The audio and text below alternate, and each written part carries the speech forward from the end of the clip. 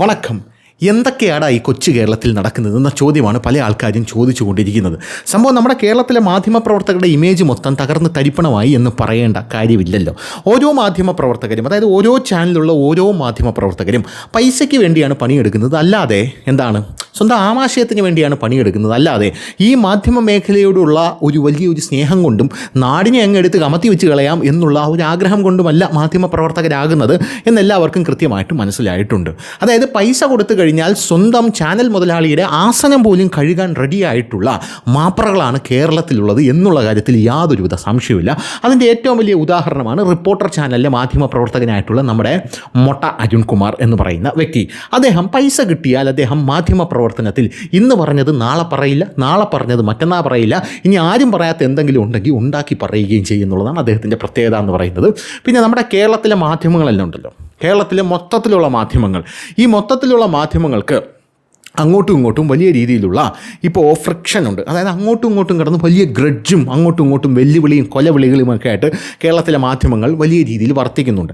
അതിൻ്റെ ഏറ്റവും വലിയ കാര്യം എന്ന് പറയുന്നത് 24 ന്യൂസിൻ്റെ ഒരു വരവോടുകൂടിയാണ്. 24 ന്യൂസിൽ ശ്രീകണ്ഠൻ നായർ കൊണ്ടുവന്ന ആ ഒരു പല അതായത് വാർത്തയെ എൻ്റർടൈൻമെൻ്റ് ആക്കി ശ്രീകണ്ഠൻ നായർ മാറ്റി. പിടിച്ചു നീക്കാൻ പറ്റാത്ത ബാക്കി മാധ്യമങ്ങൾ എന്ത് ചെയ്തു? ബാക്കി മാധ്യമങ്ങളും ആ വഴിയിലേക്ക് അവർ ഫോഴ്സ്ഫുള്ളി എത്തിച്ചേരുകയായിരുന്നു എന്നുള്ളതാണ്. ഇപ്പോൾ ഉദാഹരണത്തിന് രാവിലെ ശ്രീകണ്ഠൻ നായർ കപ്പുമായിട്ട് വന്ന് നിൽക്കും വാർത്ത പറയാനായിട്ട്. അതോടുകൂടി കേരളത്തിലെ എല്ലാ മാധ്യമങ്ങളും വാർത്തയിലും കപ്പും ചായയും ഒക്കെ കൊണ്ടായി പിന്നെ നിൽക്കുന്നത്. പിന്നെ ശ്രീകണ്ഠൻ നായർ വാർത്ത പറയുമ്പോൾ കുറച്ചുകൂടെ ആ ഒരു വാർത്തയുടെ ആ ഒരു പൊതുവായിട്ടുള്ളൊരു ഫോർമാറ്റിൽ നിന്ന് മാറി വളരെ ഇൻഫോർമലായിട്ട് നിന്നുകൊണ്ട് അങ്ങോട്ടും ഇങ്ങോട്ടും ചാടി ഓടി പുല്ലൊക്കെ പറിച്ച് കിളച്ച് മറിച്ച് അങ്ങനെയാണ് വാർത്തയൊക്കെ പറയുന്നത്. രാവിലെ വന്ന ഉടനെ റിപ്പോർട്ടർമാരോട് ഗുഡ് മോർണിംഗ് എന്നൊക്കെ പറയുന്ന ഒരു സാഹചര്യമുണ്ട്. പിന്നെ ശ്രീകണ്ഠൻ നായരുടെ ആ ഒരു ശൈലി അതേപോലെ ആവാഹിച്ചുകൊണ്ട് അരുൺകുമാർ നേരെ റിപ്പോർട്ടർ ചാനലിലോട്ട് ഓടിത്തള്ളി. റിപ്പോർട്ടർ ചാനലിൽ ഒരു മിനി ശ്രീകണ്ഠൻ നായരായിട്ടാണ് അരുൺകുമാർ വർത്തിക്കുന്നത്. അതേപോലെ തന്നെ മുണ്ടൊക്കെ കൊടുത്ത് ഇതൊക്കെ കൊടുത്ത് ശ്രീകണ്ഠൻ നായരുടെ ശൈലി തന്നെയാണ്. നിപ്പിലും നടപ്പിലും എടുപ്പിലും ഇടയ്ക്കിടയ്ക്ക് നമ്മുടെ പഴയ സിനിമാ നടൻ നരേന്ദ്രപ്രസാദ് ഇങ്ങനെ കയറി വരും എന്ന് പറഞ്ഞ് ആ ഒരു സെറ്റപ്പൊക്കെ കയറി വരും. അങ്ങനെയാണ് ഇപ്പോൾ വാർത്ത എല്ലാവരും വായിച്ചുകൊണ്ടിരിക്കുന്നത്. അങ്ങനെ ഇരിക്കുമ്പോഴാണ് ഈ റിപ്പോർട്ടർ ചാനൽ എന്ന് പറയുന്ന ചാനൽ നികേഷ് കുമാറിൻ്റെ കയ്യിൽ നിന്ന് കേരളത്തിൽ തന്നെ ഏറ്റവും കൊടും ക്രിമിനലുകളായിട്ടുള്ള ഈ മരം മുറി മുതലാളിമാർ വാങ്ങുന്നത്. ആൻഡ്രൂ അഗസ്റ്റിൻ എന്ന് പറയുന്ന അയാളാണ് റിപ്പോർട്ടർ ചാനലിൻ്റെ തലപ്പത്തിരിക്കുന്നത്. ഇല്ലാത്ത കേസുകളൊന്നുമില്ല, എല്ലാ കേസുകളും ഉണ്ട്. അങ്ങനെ ആ കേസൊക്കെ ഉള്ള മുതലാളി അരുൺകുമാറിനെ മാസം 10 ലക്ഷം രൂപയ്ക്ക് റിപ്പോർട്ടർ ചാനലിലേക്ക് എടുത്തു വയ്ക്കുന്നു. അതിനുശേഷം ഇപ്പോൾ റിപ്പോർട്ടർ ചാനൽ വലിയ രീതിയിൽ പ്രതിസന്ധിയിലായിരിക്കുന്നു. പ്രധാനമായിട്ടും റിപ്പോർട്ടർ ചാനലിനെ സപ്പോർട്ട് ചെയ്യുന്നതും കവചമൊരുക്കുന്നതും കേരളത്തിലെ കമ്മ്യൂണിസ്റ്റ് ഭരണകൂടമാണ്, കമ്മികളാണ്. ഇപ്പോഴും അങ്ങനെ തന്നെയാണ്. കഴിഞ്ഞ ദിവസം റിപ്പോർട്ടർ ചാനലിൻ്റെ വാർത്ത മെറ്റ എടുത്ത് കളഞ്ഞു എന്ന് പറഞ്ഞുകൊണ്ട് വി ഡി സതീഷിൻ്റെ നെഞ്ചത്തേക്ക് ഇവർ കയറുന്ന കാഴ്ച നമുക്ക് കാണാനായിട്ട് സാധിച്ചു. മെറ്റ വാർത്ത എടുത്ത് കളഞ്ഞാൽ അതിന് വി ഡി സതീഷിൻ്റെ നെഞ്ചത്ത് കയറിയിട്ട് യാതൊരുവിധ കാര്യമില്ലെന്ന് വി ഡി സതീഷിൽ നിന്ന് കൃത്യമായിട്ട് പറഞ്ഞിട്ടുണ്ട്. പോരാത്തതിന് ഒരു കാര്യം ചെയ്യും, നിങ്ങൾ മെറ്റയ്ക്ക് ഒരു പരാതി കൊടുക്കും, ഞാനും ഒരു പരാതി കൊടുക്കാം എന്നും വി ഡി സതീശൻ പറഞ്ഞിട്ടുണ്ട്. അത് മെറ്റയുടെ ഇവിടുത്തെ പോളിസികൾ ശക്തമാക്കിയത് കൊണ്ടാണ്. ആ മെറ്റയുടെ പോളിസികൾ എന്തുകൊണ്ടാണ് ശക്തമാക്കിയത്? അതായത് CJP പ്രൊട്ടസ്റ്റ് വന്നതിന് ശേഷം പലതരത്തിലുള്ള വ്യാജ വാർത്തകൾ, ഡീപ്പ് ഫേക്കുകൾ, ഇന്ത്യൻ പ്രധാനമന്ത്രി നരേന്ദ്രമോദി പറയാത്ത കാര്യങ്ങൾ അദ്ദേഹത്തിൻ്റെ ഡീപ്പ് ഫേക്ക് ഉണ്ടാക്കി പറയുന്നു, കലാപം ആളിക്കത്തിക്കാനുള്ള ശ്രമം നടത്തുന്നു. അതോടുകൂടി മെറ്റയുടെ കൊങ്ങയ്ക്ക് കേന്ദ്ര സർക്കാർ പിടിച്ചു. നമ്മുടെ സുക്കർബർഗ് മുട്ടിലെഴിഞ്ഞ് വന്ന് മാപ്പ് പറഞ്ഞിട്ട് ഇനി എന്ത് ചെയ്തു? അൽഗോരിതം ഞാൻ മാറ്റി സെറ്റ് ചെയ്യാമെന്ന് പറഞ്ഞു. എന്നിട്ട് സുക്കർബർഗ് പറഞ്ഞു ഇത്തരത്തിൽ പ്രധാനമന്ത്രി നരേന്ദ്രമോദി, രാഹുൽ ഗാന്ധി ഇത്തരത്തിലുള്ള ആൾക്കാരുടെ ഫേക്ക് വീഡിയോകൾ, അതായത് ഡീപ്പ് ഫേക്കുകൾ വരികയാണെങ്കിലോ റിലേറ്റഡ് ആയിട്ടുള്ള പിക്ചേഴ്സ് പോസ്റ്റ് ചെയ്യപ്പെടുകയാണെങ്കിലോ അതൊക്കെ ഉറപ്പായിട്ടും നീക്കം ചെയ്യപ്പെടും. കൃത്യമായിട്ടും സ്ട്രിക്റ്റ് ആയിട്ടുള്ള മോണിറ്ററിങ് അവിടെ ഉണ്ടായിരിക്കും എന്നുള്ളത് കൊണ്ടാണ് ഇപ്പോൾ ഇങ്ങനെ ഒരു സംഭവം നടക്കുന്നത്. അതിപ്പോൾ ഞാനിട്ടാലും അത് മെറ്റ തൂക്കും എന്നുള്ളതാണ് വേറൊരു കാര്യം എന്ന് പറയുന്നത്. എന്തായിരുന്നാലും നികേഷ് കുമാർ എന്ന് പറയുന്ന മാധ്യമപ്രവർത്തകൻ കിട്ടിയ പൈസയ്ക്ക് റിപ്പോർട്ടർ ചാനലും കൊടുത്തിട്ട് ഓടി CPMൻ്റെ പാളയത്തിലോട്ട് പോയി. CPMൻ്റെ പാളയത്തിൽ ഇപ്പോൾ നികേഷ് കുമാർ അവിടെ അടിമപ്പണി എടുത്തുകൊണ്ടിരിക്കുകയാണ്. എന്തായിരുന്നാലും റിപ്പോർട്ടറിനെ കുറിച്ച് വലിയ രീതിയിലുള്ള അലിഗേഷൻസാണ് ഇപ്പോൾ പല ഭാഗത്തു നിന്നും വന്നുകൊണ്ടിരിക്കുന്നത് എന്നുള്ളതാണ്. മെസ്സിയെ കൊണ്ടുവരാമെന്ന് പറഞ്ഞ് കോടിക്കണക്കിന് രൂപയുടെ തട്ടിപ്പ് കഴിഞ്ഞ മുഖ്യമന്ത്രിയായിരുന്ന പിണറായി വിജയൻ്റെ ടേമിലുള്ള കായിക മന്ത്രിയുമായിട്ട് ചേർന്ന് നടത്തി എന്നുള്ളതാണ് ഇവരുടെ പേരിൽ തെളിവ് സഹിതം പുറത്ത് വന്നിരിക്കുന്ന കാര്യമെന്ന് പറയുന്നത്. ഇത് തെളിവ് സഹിതം പുറത്ത് വന്നിരിക്കുമ്പോൾ പ്രതിരോധിക്കാനൊന്നുമില്ലാതെ മുണ്ടും തുണിയില്ലാതെ നിൽക്കുന്ന ഒരു കാഴ്ചയാണ് റിപ്പോർട്ടർ ചാനലിലെ ആ ഒരു ആൻഡ്രൂ അഗസ്റ്റിൻ മുണ്ടും തുണിയില്ലാതെ നിൽക്കുന്ന കാഴ്ചയാണ് നമുക്ക് കാണാൻ സാധിക്കുന്നത്. അരുൺകുമാർ മീറ്റ് ദ എഡിറ്റേഴ്സിൽ നിന്ന് റിപ്പോർട്ടർ ചാനൽ മുതലാളിയോട് ഇങ്ങനെ നെഞ്ചൊക്കെ വിളിച്ചെന്ന് പറഞ്ഞത് ആ രേഖ അങ്ങോട്ട് എടുത്ത് വീശും മുതലാളി എന്നിങ്ങനെ പറഞ്ഞപ്പോൾ ആൻഡ്രൂ അഗസ്റ്റിൻ പറഞ്ഞത് അതൊന്നും അങ്ങനെ കാണിക്കാൻ പറ്റില്ല പറയും എന്നിങ്ങനെ പറയുന്ന ഒരു കാഴ്ചയാണ് നമുക്ക് കാണാനായിട്ട് സാധിച്ചത്. അതോടുകൂടി അരുൺകുമാർ അരുൺകുമാറിൻ്റെ നെഞ്ചളവ് കുറഞ്ഞു ചൂളിപ്പോയി എന്നുള്ളതാണ്. പിന്നെ അരുൺകുമാർ ഇപ്പോൾ റിപ്പോർട്ടർ ചാനൽ വിടാനൊരുങ്ങുന്നു എന്ന് പറഞ്ഞാൽ അദ്ദേഹം മാനസികമായ റിപ്പോർട്ടർ ചാനലല്ല ഇപ്പോൾ പണിയെടുക്കുന്നത്. ആ ഒരു രീതിയിലേക്ക് അരുൺകുമാർ പരിണമിച്ച് കഴിഞ്ഞു. അരുൺകുമാർ എഗ്രിമെൻ്റ് ഉള്ളതൊന്നുകൊണ്ട് മാത്രമാണ് റിപ്പോർട്ടർ ചാനൽ പിടിച്ചു നിൽക്കുന്നത് എന്നുള്ളതാണ്. ഞാൻ എഴുതിത്തരാം, ഇന്നോ നാളെയോ റിപ്പോർട്ടർ ചാനൽ എന്ന് പറയുന്ന ആ ഒരു ചാനലിൽ എൻഫോഴ്സ്മെൻറ്റ് ഡയറക്ടറേറ്റ് വരും, മാധ്യമ സ്വാതന്ത്ര്യം എന്നവന്മാർ വിളിച്ചു പോകും. പക്ഷേ ഇവിടെയുള്ള വേറൊരു മാധ്യമങ്ങളും തിരിഞ്ഞു നോക്കാനായിട്ട് പോകുന്നില്ല. എൻഫോഴ്സ്മെൻറ്റ് ഡയറക്ടറേറ്റ് മാത്രമല്ല, അവിടെ CBI വരും. പോരാത്തതിന് ഫെമ നിയമലംഘനവും അവിടെ നടന്നിട്ടുണ്ട് എന്നുള്ള റിപ്പോർട്ടുകൾ പുറത്തു വരുന്നു. അതായത് ഒന്നാമത് കാട്ടുകള്ളൻ, ഈ കാട്ടുകള്ളനായിട്ടുള്ള ഒരാൾ ജനങ്ങളെ സ്വാധീനിക്കുന്ന ഒരു മാധ്യമത്തിൻ്റെ തലവനും കൂടെയായി കേരളത്തിലെ എണ്ണം പറഞ്ഞ മാധ്യമങ്ങൾ, കമ്മി കുട്ടന്മാരാണെങ്കിലും എണ്ണം പറഞ്ഞ മാധ്യമങ്ങൾ ഇവന്മാരെല്ലാം കൂടെ കയറിയ മാധ്യമ മുതലാളിയുടെ അപ്പുറവും ഇപ്പുറവും കവചം തീർത്ത് നിൽക്കുന്ന കാഴ്ചയാണ്. അതായത് കേരളത്തിലെ മാധ്യമങ്ങളുടെ ഒരു തകർച്ച. നേരത്തെ വലിയ നിലവാരമൊന്നുമില്ല എങ്കിലും അതിൻ്റെ നിലവാരത്തിൽ ഈ നിലവാരമില്ലായ്മയിൽ നിന്ന് ഇനിയും താഴാൻ പറ്റുമോ എന്ന് ആൾക്കാർ ചോദിച്ചതിൽ നിന്ന് റെക്കോർഡിട്ട് ഞങ്ങൾ താഴ്ന്നു കാണിച്ചു തരാമെന്ന് പറഞ്ഞ് ഇനിയും താഴ്ന്നുകൊണ്ടിരിക്കുകയാണ് പല മാധ്യമ പ്രവർത്തകരും എന്നുള്ളതാണ് ഇതിൽ വ്യക്തമാക്കേണ്ട ഒരു കാര്യം എന്ന് പറയുന്നത്. എന്തായിരുന്നാലും കഴിഞ്ഞ ദിവസം ഒരു ഫേസ്ബുക്ക് പോസ്റ്റ് വന്നിട്ടുണ്ട്. MS അനിൽകുമാർ എന്ന് പറഞ്ഞ നേരത്തെ റിപ്പോർട്ടർ ചാനലിൽ ജോലി ചെയ്തിരുന്ന സീനിയർ ബ്രോഡ്കാസ്റ്റ് ജേർണലിസ്റ്റ് ആയിട്ടുള്ള ഒരു വ്യക്തിയുടെ ഒരു പോസ്റ്റാണ് ഇതെന്ന് പറയുന്നത്. അദ്ദേഹത്തിൻ്റെ പോസ്റ്റ് ഇത്തരത്തിലാണ്: റിപ്പോർട്ടർ ചാനലിൻ്റെ പുതിയ ഉടമകളായിട്ടുള്ള മാങ്ങ മുതലാളിമാരെക്കുറിച്ച് എനിക്കറിയാവുന്നത് പറയാമെന്ന് കഴിഞ്ഞ പോസ്റ്റിൽ പറഞ്ഞിരുന്നു. ന്യൂസ് റൂമിലെ പടുമരങ്ങളും ഒരു എഡിറ്ററുടെ മരണവും എന്നോ മറ്റോ തലക്കെട്ടിട്ടൊരു ലേഖനമായി ചമച്ച് ആർക്കെങ്കിലും അയച്ചു കൊടുത്ത് പണം പറ്റിയാലോ എന്ന് ആലോചിച്ചതാണ്. അപ്പോഴാണ് K. സുനിൽകുമാറിനെ പോലുള്ള ചിലർ നീ പറഞ്ഞിട്ട് പോയാൽ മതി എന്ന് പറഞ്ഞ് ഏനക്കേടുണ്ടാക്കിയത്. അതുകൊണ്ട് അതിവിടെ തന്നെ പറയാം. എനിക്ക് MV നികേഷ് കുമാറിനോട് വലിയ വിയോജിപ്പുകളുണ്ട്. താൻ ചെയ്യുന്നതെല്ലാം യുഗ പരിവർത്തനത്തിൻ്റെ മുന്നൊരുക്കങ്ങളാണെന്ന് ഉറച്ചു വിശ്വസിക്കുകയും തനിക്ക് ചുറ്റുമുള്ളവർക്കെല്ലാം ആ ഉദ്യമങ്ങളെ പിന്തുണയ്ക്കാൻ ധാർമ്മികമായ ബാധ്യതയുണ്ടെന്ന് ആത്മാർത്ഥമായി കരുതുകയും ചെയ്യുന്ന ഒരാളാണ് നികേഷ്. സാമൂഹിക പ്രശ്നങ്ങളോടുള്ള സമീപനങ്ങളിലെ ആഴമില്ലായ്മ, വായനാ ദാരിദ്ര്യം, വൊക്കാബുലറി കമ്മി, അങ്ങനെ പല കുറ്റങ്ങളും കുറവുകളും അദ്ദേഹത്തിനെ കുറിച്ച് തോന്നാറുണ്ട്. ഏറിയകൂറും വലതുപക്ഷ അരാഷ്ട്രീയ മനോനിലകളിൽ അഭിനമിക്കുമ്പോഴും ഇടതുപക്ഷ മേലാടകൾ എളുപ്പം എടുത്തണിയാനും ഒരു വലിയ ജനസഞ്ചയത്തിൽ നിന്ന് അഭംഗുരം കയ്യടി നേടാനുമുള്ള നികേഷിൻ്റെ ശേഷിയെ ചിലപ്പോൾ കാപട്യമെന്ന് സംശയിക്കുകയും മറ്റു ചിലപ്പോൾ ആൻസെൻട്രൽ പ്രിവിലേജ് എന്ന് കളിയാക്കുകയും ചെയ്യാറുണ്ട്. എങ്കിലും നികേഷിനെ എനിക്ക് വ്യക്തിഗതമായും പ്രൊഫഷണലായും ഇഷ്ടമാണ്. ഏതെങ്കിലും ചില കള്ളികളിൽ ഒതുങ്ങി നിൽക്കാതെ വാർത്തകളോടുള്ള അദ്ദേഹത്തിൻ്റെ തുറന്ന മനസ്സും പകലന്തിയോളം പണിയെടുക്കാനും അത് മാസങ്ങളോളം കൊല്ലങ്ങളോളം മടുപ്പില്ലാതെ തുടരാനുമുള്ള നിശ്ചയദാർഢ്യവും എന്നെ മാത്രമല്ല ഞങ്ങളുടെ തൊഴിലിടത്തിൽ പലരെയും സ്വാധീനിച്ചിട്ടുമുണ്ട്. സ്റ്റോറി പിച്ചുകളോടുള്ള പ്രതികരണത്തിൻ്റെ ചടുലത എന്നെ കൊതിപ്പിച്ചിട്ടുണ്ട്.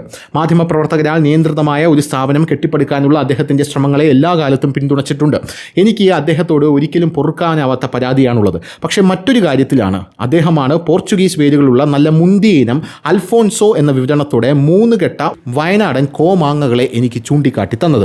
നികേഷിനോടുള്ള അടുപ്പവും അഭിപ്രായ വ്യത്യാസങ്ങളും എല്ലാം നിലനിൽക്കെ തന്നെയാണ് 2020 സെപ്റ്റംബർ മാസത്തിൽ ഞാൻ റിപ്പോർട്ടർ ചാനലിൽ എഡിറ്ററായത്. എഡിറ്റർ ഇൻ ചീഫ് എന്ന് അച്ചടിച്ച് തന്ന നിയമന ഉത്തരവ് ഞാൻ തന്നെ തിരുത്തി എഡിറ്റർ ഇൻ ചാർജ് ആക്കുകയായിരുന്നു. അഴീക്കോട് ഇലക്ഷനിൽ തോറ്റ് ആ ചോരത്തിളപ്പ് പരിപാടി പാതിവഴിയിൽ നിർത്തി എല്ലാവരാലും ഉപേക്ഷിക്കപ്പെട്ട് ചാനൽ അവസാന ശ്വാസം വലിക്കുന്നതിന് തൊട്ടു മുമ്പായിരുന്നു ആ വിളി. 45 പേരുടെ ഒരു പുതിയ ട്രെയിനി ബാച്ചിനെ എടുത്തിട്ടുണ്ട്. അവരോട് സംസാരിക്കണമെന്നായിരുന്നു ആവശ്യം. ഞാൻ കളമശ്ശേരിയിൽ ചെന്നു. ജേർണലിസം പഠിച്ചവരും പഠിക്കാത്തവരും ഡിഗ്രി ജയിച്ചവരും തോറ്റവരും എല്ലാം അടങ്ങുന്ന 10-40 പേർ 2 ദിവസത്തെ ക്ലാസ്സൊക്കെ കഴിഞ്ഞ് തിരിച്ചു പോകാൻ ഒരുങ്ങുമ്പോഴാണ് ഈ ഡെസ്ക് ഒന്ന് നോക്കി നടത്താൻ ഇവിടെ നിൽക്കുമോ എന്ന് നികേഷ് ചോദിച്ചത്. അങ്ങനെയാണ് 7 മാസം അവിടെ പെട്ടത്. അക്കാലത്ത് ചാനലിൻ്റെ 1-ാം നിലയും 3-ാം നിലയും നോക്കി നടത്തുന്നവരായിരുന്നു ഈ അഗസ്റ്റിൻ സഹോദരന്മാർ. ആൻഡോ ജോസുകുട്ടി, റോസി അഗസ്റ്റിമാർ 1-ാം നിലയിൽ HR-ഉം അഡ്മിനും അക്കൗണ്ട്സും, 3-ാം നിലയിൽ മാംഗോ ഫോൺ കമ്പനിയുടെ ഉപേക്ഷിക്കപ്പെട്ട എന്തൊക്കെയോ സാമഗ്രികൾ. ഇവരാണ് നമ്മുടെ ഇനിയുള്ള രക്ഷകർ എന്ന മട്ടിലാണ് നികേഷ് പരിചയപ്പെടുത്തിയത്. താമസ സ്ഥലം ഒരുക്കാനും മറ്റും 50,000 രൂപ ഞാൻ അഡ്വാൻസ് ചോദിച്ചിരുന്നു. ചോദിച്ചത് നികേഷിനോടാണെങ്കിലും പണം ക്രെഡിറ്റ് ആയത് ആൻഡോയുടെ അക്കൗണ്ടിൽ നിന്ന് തന്നെയാണ്. രക്ഷകൻ തന്നെ. മീറ്റിങ്ങുകളിലേക്ക് കടന്നപ്പോഴാണ് ആളുകളെ ശരിക്കും അങ്ങ് മനസ്സിലായി തുടങ്ങിയത്. അവരുടെ ചിന്ത മുഴുവൻ വാർത്തകളെ എങ്ങനെ പുറത്ത് വിൽക്കാമെന്നുള്ളതായിരുന്നു. പ്രാഞ്ചിയേട്ടന്മാരെ സുഖിപ്പിക്കുക, അല്ലാതെ പണക്കാരെ ബ്ലാക്ക്മെയിൽ ചെയ്യുക, ഇത് മാത്രമേ അവർക്ക് അറിയുകയുള്ളതായിരുന്നുള്ളൂ. അതിനു വേണ്ടി വാർത്താ സംഘത്തിന് മുഴുവൻ അവർ നിർദ്ദേശങ്ങൾ നൽകാൻ തുടങ്ങി. ആപ്പിൾ ഫോണിനെ വെല്ലുവിളിച്ച് അവർ തുടങ്ങിയ മാംഗോ ഫോൺ ലോഞ്ച് ചെയ്ത ദിവസം തന്നെ മൂവരും ജയിലിൽ പോയ കഥയിലെ പോലീസ് അനീതി ഒരു പ്രതിരോധവുമില്ലാതെ കേട്ടിരിക്കേണ്ടി വന്നു. രക്ഷകരമായിട്ടുള്ള എൻ്റെ സൗഹൃദം പക്ഷേ പെട്ടെന്ന് തകർന്നുപോയി. കൃത്യമായി പറഞ്ഞാൽ 5-ാം ദിവസം കോവിഡ് നിയന്ത്രണങ്ങൾ ശക്തമായി നിലനിന്ന കാലമായിരുന്നു അത്. കോതമംഗലത്ത് റോയ് കുര്യൻ എന്നൊരു പാറമട മുതലാളി കോവിഡ് നിയമങ്ങൾ നിയമങ്ങൾ ലംഘിച്ചു റോൾസ് റോയ്സ് വാഹനങ്ങളുടെ ഒരു പരേഡ് നടത്തിയതിന് പോലീസ് കേസെടുത്തു. ഏതാനും മാസം മുമ്പ് ഇതേ ആൾ തന്നെ ഗ്രാനൈറ്റ് ക്വാറിയുടെ ഉദ്ഘാടനത്തിന് കോവിഡ് നിയമങ്ങൾ ലംഘിച്ച് മഴ നൃത്തം നടത്തിയതും കേസായിരുന്നു. കോതമംഗലം സ്റ്റേഷനിൽ നിരനിരയായി നിർത്തിയിട്ടിരുന്ന റോൾസ് റോയ്സ് വാഹനങ്ങളെക്കുറിച്ചും ഒരു പണച്ചാക്കിനെ തുടർച്ചയായ കോവിഡ് നിയമലംഘനങ്ങളെക്കുറിച്ചും സ്റ്റോറി ചെയ്യാനാണ് ഒരു റിപ്പോർട്ടറും ക്യാമറാമാനും പുറപ്പെട്ടു പോയത്. പക്ഷേ തിരിച്ചു വന്നപ്പോൾ അത് റോയ് കുര്യൻ്റെ അപദാനങ്ങളായി മാറ്റിക്കൊടുക്കണമെന്ന് പുതിയ രക്ഷകന്മാർ വാശി പിടിച്ചു. ജോലി തുടങ്ങിയ ആഴ്ചയിൽ തന്നെ ഒരു സംഘർഷം ഉണ്ടാകുന്നത് ഒഴിവാക്കാനായി ഞാൻ തന്നെ മുൻകൈയെടുത്ത് 33 മിനിറ്റുള്ള റോയ് കുര്യൻ്റെ പ്രാഞ്ചി അഭിമുഖം 6 മിനിറ്റായി ചുരുക്കി എഡിറ്റ് ചെയ്യിച്ച് ഒരുവിധം മനുഷ്യരെ കാണിക്കാവുന്ന വിധത്തിലാക്കി യൂട്യൂബിൽ കൊടുക്കാൻ ഏൽപ്പിച്ച് ഞാൻ പോന്നു. രാത്രിയായപ്പോൾ പ്രസ്തുത റിപ്പോർട്ടർ ഓടിക്കിതച്ച് വീട്ടിൽ വന്നു. അവർ ആ മുഴുവൻ അഭിമുഖവും കൊടുക്കാൻ കൊടുത്തു എന്ന് പറഞ്ഞു. നീയും കൂടി ചേർന്നാണോ കച്ചവടമെന്ന് കളിയാക്കി ഞാൻ റിപ്പോർട്ടറെ തിരിച്ചയച്ചു. അഡ്വാൻസ് വാങ്ങിയ പണം ഞാൻ എടുത്തുപോയിരുന്നു. 1,00,000 രൂപയുടെ ഒരു ചെക്ക് എഴുതി പോക്കറ്റിലിട്ടാണ് പിറ്റേ ദിവസം ഓഫീസിൽ പോയത്. ഇത്തരം അല്പന്മാരോട് ഏറ്റുമുട്ടിക്കളയാൻ ഇനി ആയുസ് അധികമില്ല എന്ന് നികേഷിനോട് പറഞ്ഞു. പതിവ് പോലെ അദ്ദേഹം നെറ്റിയിൽ കൈവച്ച് കുനിഞ്ഞിരുന്നു. ഈ ആസന വിപ്ലവം അട്ടിമറിക്കലിന്റെ ബഷീറെ എന്നാണ് അതിൻ്റെ അർത്ഥമെന്ന് എനിക്ക് വർഷങ്ങളിലൂടെയുള്ള പരിചയം കൊണ്ട് അറിയാം. ഞാൻ പിൻവാങ്ങി. അധികം വൈകാതെ അടുത്ത സംഘർഷം രൂപം കൊണ്ടു. ഇത്തവണയും കഥാപാത്രം റോയ് കുര്യൻ തന്നെ. അതിനകം അയാൾ എന്തിനോ ആസ്റ്റർ മെഡിസിറ്റിയിൽ അഡ്മിറ്റായിരുന്നു. 8 വർഷം മുമ്പ് 2012 അയാൾക്ക് ഏതോ ബന്ധുവീട്ടിൽ വെച്ച് കൂട്ടയടി കിട്ടിയിട്ടുണ്ടായിരുന്നു അത്രേ. അന്നത്തെ പരിക്കുകളാണ് ഇന്നത്തെ രോഗാവസ്ഥയ്ക്ക് കാരണമെന്നും ബന്ധുക്കൾക്കെതിരെ വധശ്രമത്തിന് കേസെടുക്കുമെന്നുമാണ് ഇയാളുടെ പുതിയ ആഗ്രഹം. ഈ ആവശ്യങ്ങൾക്കനുസരിച്ച് അയാൾ മുഖ്യമന്ത്രിക്ക് എഴുതിയ ഒരു കത്തുമായി രണ്ടാമത്തെ സഹോദരൻ ജോസുകുട്ടി ഒരു ദിവസം നികേഷ് ഇല്ലാത്ത സമയത്ത് ഡെസ്കിൽ വന്നു. ഇത് വെബിലും ചാനലിലും ഒരു വാർത്തയായി കൊടുക്കണമെന്ന് അധികാരസ്വരത്തിൽ പറഞ്ഞു. ഈ കരിയറിൽ പല വിധത്തിലുള്ള വാർത്താ കുതുകികളെയും കണ്ടിട്ടുണ്ടെങ്കിലും ഈ മാതിരി അത്യപൂർവ ഐറ്റത്തെ ആദ്യം കാണുകയായിരുന്നു. എന്നിട്ടും ഞാൻ സമാധാനം കൈവിട്ടില്ല. ഇത് 2012 കേസല്ലേ, പരാതിയിലെ തീയതിയും ഇനിയും 3 ദിവസം കഴിഞ്ഞാണല്ലോ, മുഖ്യമന്ത്രി അന്വേഷണം പ്രഖ്യാപിക്കട്ടെ, നമുക്ക് വീശിക്കൊടുക്കാം എന്നൊക്കെ പറഞ്ഞ് ഞാൻ ആ സഹോദരനെ തിരിച്ചയച്ചു. ഒപ്പം ഈ വാർത്ത എന്നോട് ചോദിക്കാതെ കൊടുത്തേക്ക് എന്ന് കാണിച്ച് ഡെസ്കിലെ ഗ്രൂപ്പിൽ ഒരു മെസ്സേജും ഇട്ടു. പിന്നെ പല വഴിക്ക് ഈ വാർത്തയൊന്ന് വരുത്താൻ ശ്രമിച്ചെങ്കിലും നടക്കാതെയായി. അതോടെ ഈ സ്റ്റോറി കൊടുത്തു റോയ് കുര്യൻ്റെ ഹൃദയം കവരുക എന്ന പദ്ധതി പാളി. ചുരുങ്ങിയത് 25 ലക്ഷമാണ് അവർ റോയ് കുര്യനിൽ നിന്ന് പ്രതീക്ഷിച്ചത് എന്ന് അവരുടെ സംസാരത്തിൽ നിന്ന് തന്നെ എനിക്ക് മനസ്സിലായി. കലിമൂത്ത ജോസുകുട്ടി അയാളുടെ സെക്രട്ടറിയെ വീട്ടുറൂമിലേക്ക് വിളിപ്പിച്ചു.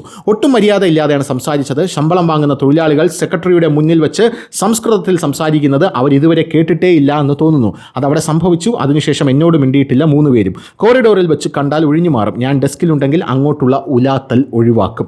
പണിയറിയാവുന്ന 8-10 പേരെ കുരുക്കിലിട്ട് വലിച്ച് ഞാൻ കൂടെ കൂട്ടിയിരുന്നു. കപ്പൽ ഛേദമെന്ന അഴിമുഖം പോലെയായിരുന്നു അന്ന് റിപ്പോർട്ടർ ഡെസ്ക്. ചാനൽ സ്ക്രീനിൽ ഒന്നും ചെയ്യാനുണ്ടായിരുന്നില്ല. വെബ് ഡെസ്ക് ഏറെക്കുറെ നിലച്ച മട്ടായിരുന്നു. 25,000 രൂപയുടെ മാത്രം വരുമാനമുണ്ടായിരുന്ന സെറ്റിനെ 3 മാസം കൊണ്ട് 18 ലക്ഷം രൂപയുടെ വരുമാനത്തിലെത്തിച്ചു. ആ സംഘമായിരുന്നു. അവരിലുണ്ടാക്കിയ വലിയ എൻഗേജ്മെൻറ്റ് ബലത്തിലാണ് റിപ്പോർട്ടർ ഒന്ന് എഴുന്നേറ്റത്. ബ്രദേഴ്സിൻ്റെ കസർത്ത് കാരണം അവരുടെ എല്ലാം സ്വസ്ഥത കെട്ടു. ഇനി ചില സുഹൃത്തുക്കൾ ഉന്നയിച്ച ചോദ്യത്തിലേക്ക് വരാം. മുട്ടിൽ മരമുറി കേസിൽ റിപ്പോർട്ടർ ചാനലിൻ്റെ പങ്ക് എന്താണ്? എനിക്ക് ഉറപ്പിച്ച് പറയാവുന്ന കാര്യം ഇതാണ്. കാട്ടുകൊള്ളയിലേക്ക് നയിച്ച ഗൂഢാലോചനയിൽ നികേഷ് കുമാർ പങ്കെടുക്കുകയോ കൊള്ളയുടെ പങ്ക് പറ്റുകയോ ചെയ്തുവെന്ന് ഞാൻ വിശ്വസിക്കുന്നില്ല. ഈ ക്രിമിനലുകളുടെ ഗൂഢാലോചനയെക്കുറിച്ച് അദ്ദേഹത്തിന് അറിയാമായിരുന്നുവെന്നും ഞാൻ കരുതുന്നില്ല. നമ്മുടെ സങ്കല്പങ്ങൾക്കൊക്കെ അപ്പുറത്തുള്ള ക്രിമിനലുകളാണിവർ. സമാന്തരമായി ഈ ഗൂഢാലോചന നടത്തുമ്പോൾ തന്നെ അവർ റിപ്പോർട്ടർ ചാനലിൽ സജീവമായി ഇടപെട്ടിരുന്നു. റിപ്പോർട്ടറിൻ്റെ പേരും സൗകര്യങ്ങളും അവർ ദുരുപയോഗം ചെയ്തിരുന്നു. റിപ്പോർട്ടറിലെ ചെയർമാൻ എന്ന ഇല്ലാ പദവി പറഞ്ഞ് റോജി അഗസ്റ്റിൻ ഉദ്യോഗസ്ഥരെ ഭീഷണിപ്പെടുത്തിയിരുന്നു. നേരത്തെ കോതമംഗലത്ത് പോയ അതേ റിപ്പോർട്ടറെ അഗസ്റ്റിൻ സഹോദരന്മാരുടെ കാറിൽ കയറ്റി വയനാട്ടിൽ കൊണ്ടുപോവുകയും അവർ പറയുന്നത് പോലെ വാർത്ത ചെയ്യിപ്പിക്കുകയും ചെയ്തിരുന്നു. കേസാവുകയും ഒളിവിലേക്ക് പോവുകയും ചെയ്യുന്നതിന് തൊട്ടു മുമ്പ് വരെ അവർ റിപ്പോർട്ടർ ചാനലിൽ വരാറുണ്ടായിരുന്നുവെന്നറിയാം. ഇത്രയുമാണ് എനിക്കറിയാവുന്നത്. 7 മാസം കൊണ്ട് ചാനലിൻ്റെ എഡിറ്റർ സ്ഥാനം ഉപേക്ഷിക്കാനുള്ള കാരണം പറയാൻ നിർബന്ധിച്ചവരോട് റിപ്പോർട്ടർ ചാനലിൻ്റെ നടത്തിപ്പിനെക്കുറിച്ചുള്ള ചില പരിഭവങ്ങൾ എന്ന് മാത്രമേ ഞാനന്ന് പറഞ്ഞുള്ളൂ. അത് ഇതായിരുന്നു. ഒരു ന്യൂസ് റൂമിൽ ഇങ്ങനെയൊക്കെ സംഭവിക്കുമോ എന്ന സംശയം ഇപ്പോഴും ബാക്കിയുള്ളവരുണ്ടാകും. സംഭവിക്കും. സ്ഥാപനത്തിന് പണം മുടക്കുന്നവർ സാമ്പത്തിക ക്രിമിനലുകളായിരിക്കുകയും മാധ്യമപ്രവർത്തകർ അവർക്ക് മുമ്പിൽ നിസ്സഹായരാകുകയും ചെയ്താൽ ഇത് തന്നെ സംഭവിക്കും. ഏതൊരു കച്ചവട സ്ഥാപനവും പോലെയാണ് അവർക്ക് ന്യൂസ് റൂമുകളും. അവർ വ്യാജവാറ്റു കേന്ദ്രങ്ങൾക്ക് മഹാത്മാഗാന്ധി വിലാസം മധുശാല എന്ന് പേരിടും. അവർ അവരുടെ പുതിയ റിപ്പോർട്ടർ ചാനലിന് ഫൈറ്റ് ഫോർ ജസ്റ്റിസ് എന്ന ടാഗ് ലൈൻ എഴുതും. നല്ല മാധ്യമപ്രവർത്തകർ ജീവിതം പകരം നൽകിയിട്ടുണ്ടാക്കുന്ന ക്രെഡിബിലിറ്റിയെ അവർ അവരുടെ നിയമലംഘനങ്ങൾക്ക് മറയാക്കും. 1-2 കോടി രൂപ നികേഷിന് കൈവായ്പ നൽകിയതിൻ്റെ പുറത്ത് അന്ന് എന്നോട് അത്രയും പരാക്രമം കാണിക്കാമെങ്കിൽ പൂർണ്ണ ഉടമസ്ഥനായ സ്ഥിതിക്ക് അവരിപ്പോൾ അവിടെ എന്തു ചെയ്യുന്നുണ്ടാവുമെന്ന് ഊഹിക്കാൻ കഴിയും. അവർ ഉണ്ണി ബാലകൃഷ്ണന് ജേർണലിസം ലെക്ചർ കൊടുക്കുന്നുണ്ടായിരിക്കും. അവർ റിപ്പോർട്ടർമാർക്ക് നേരിട്ട് അസൈൻമെൻറ്റ് നൽകുന്നുണ്ടായിരിക്കും. അവർ മുന്തിയ തലക്കെട്ടുകൾ നിർദ്ദേശിക്കുന്നുണ്ടായിരിക്കും. നിങ്ങളറിയാതെ അവർ നിങ്ങളെ വിറ്റ് കാശുണ്ടാക്കുന്നുണ്ടായിരിക്കും. ഇത്രയും എഴുതിയത് ആരെയും ഇകഴ്ത്തി കാട്ടാനല്ല. അടിസ്ഥാനപരമായ ഒരു മാധ്യമ സ്ഥാപനത്തിൻ്റെ വിശ്വസനീയത ആ സ്ഥാപനത്തിൻ്റെ നടത്തിപ്പുകാരുടെ വിശ്വാസ്യതയാണ് എന്ന് എൻ്റെ അനുഭവത്തിൻ്റെ അടിസ്ഥാനത്തിൽ പറയാനാണ്. അതിനപ്പുറം ഒരു ട്രസ്റ്റ് വായനക്കാർക്കോ പ്രേക്ഷകർക്കോ ഉണ്ടാകണമെങ്കിൽ അതിലെ വാർത്താസംഘം രാപ്പകലില്ലാതെ ജാഗ്രത പുലർത്തണം. ആ ഭാഗത്ത് നിങ്ങൾ ദയനീയമായി പരാജയപ്പെട്ടു. എന്തെല്ലാം സമ്മർദ്ദം ഉണ്ടായാലും ആ ക്രിമിനൽ ക്രിമിനൽ സംഘത്തിൽപ്പെട്ടവരുടെ ഇരുവശത്തുമായി നിങ്ങൾ പ്രോമോകൾക്ക് നിന്ന് കൊടുക്കരുതായിരുന്നു. കരിയറിലുടനീളം നന്നായി അറിയാവുന്ന ഉണ്ണി ബാലകൃഷ്ണനോടും സ്മൃതി പരുത്തിക്കാരനോടും ആർ ശ്രീജിത്തിനോടുമുള്ള ഒരു പരിഭവം പറച്ചിലായി ഇതിനെ കണ്ടാൽ മതി. നികേഷ് എന്തിനിത് ചെയ്തു എന്നാണ് പലരും എന്നോട് ചോദിക്കുന്നത്. ജേർണലിസ്റ്റായ ഒരു മാധ്യമ സംരംഭകൻ ഇതുവരെ സഞ്ചരിക്കാത്ത വഴികളിലാവാം അയാളെന്ന് ഒരാളോട് ഞാൻ മറുപടി പറഞ്ഞു. ഈ വിഷയത്തെക്കുറിച്ചുള്ള എൻ്റെ ഗിരിപ്രഭാഷണം ഇവിടെ നിർത്തുന്നു എന്ന് പറഞ്ഞുകൊണ്ടാണ്, അതായത് MP ബഷീർ എന്ന് പറയുന്ന വ്യക്തി എഴുതിയൊരു ഫേസ്ബുക്ക് പോസ്റ്റ് എന്നുള്ള രീതിയിലാണ് ഇത് പ്രചരിക്കുന്നത്. MS അനിൽകുമാർ എന്ന് പറയുന്ന വ്യക്തിയുടെ ഫേസ്ബുക്ക് വാളിലാണ് ഇത് വന്നിരിക്കുന്നത് എന്നുള്ളതാണ് വേറൊരു കാര്യം. അദ്ദേഹം സീസൺഡ് ബ്രോഡ്കാസ്റ്റ് ജേർണലിസ്റ്റ് എന്ന് അദ്ദേഹം തന്നെ പരിചയപ്പെടുത്തുന്നു.